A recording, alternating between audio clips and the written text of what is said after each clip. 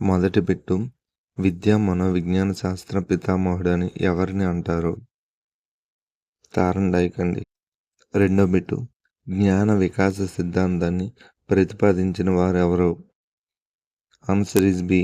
మూడో bit ZPD భావన ఎవరిది? Answer is C.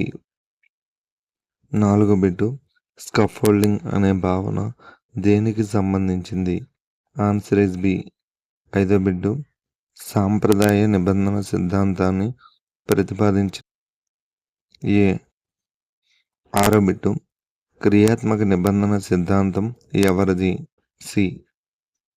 ఏడో బిట్టు ప్రయత్న దోష సిద్ధాంతాన్ని ప్రతిపాదించిన వారు? ఏ. ఎనిమిదో బిట్టు అంతర్దృష్టి అభ్యసన సిద్ధాంతాన్ని ప్రతిపాదించిన వారు? బి. తొమ్మిదో బిట్టు సామాజిక అభ్యసన సిద్ధాంతాన్ని ప్రతిపాదించిన వారు? ఆన్సర్ ఈజ్ ఏ. పదో బిట్టు నైతిక వికాస సిద్ధాంతాన్ని ప్రతిపాదించిన వారు? బి. 11 బిట్టు అవసరాల సోపాన సిద్ధాంతం ఎవరిది? Answer is A.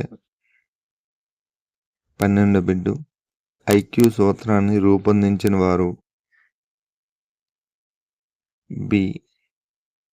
13 బిట్టు మనోలైంగిక వికాస సిద్ధాంతాన్ని ప్రతిపాదించిన వారు? ఫ్రాయిడ్. 14 బిట్టు ఐడెంటిటీ వర్సెస్ రోల్ కన్ఫ్యూజన్ ఏ దశకు సంబంధించింది? అంటే గుర్తింపు సంపాదించుకునే దశ ఏది? కౌమార దశ. సి. 15 బిట్టు అనుకరణ ద్వారా నేర్చుకోవడం ఏ సిద్ధాంతానికి సంబంధించింది? ఏ. 16 బిట్టు బాబోడోల్ ప్రయోగం చేసిన వారు? బి. 17 బిట్టు పునర్బలం అనే భావన దేనికి సంబంధించింది? స్కిన్నర్. బి. 18 బిట్టు బహుళ మేధస్సుల సిద్ధాంతం ప్రతిపాదించిన వారు? అంటే మల్టిపుల్ ఇంటెలిజెన్స్. ఏ. 19 బిట్టు విద్యార్థి కేంద్రీకృత బోధనకు ప్రాధాన్యం ఇచ్చిన వారు? Option A.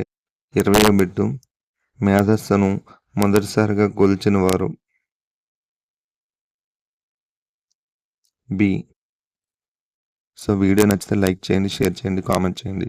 ఇలాంటివి మోర్ వీడియోస్ గురించి మన ఛానల్ని సబ్స్క్రైబ్ చేయండి.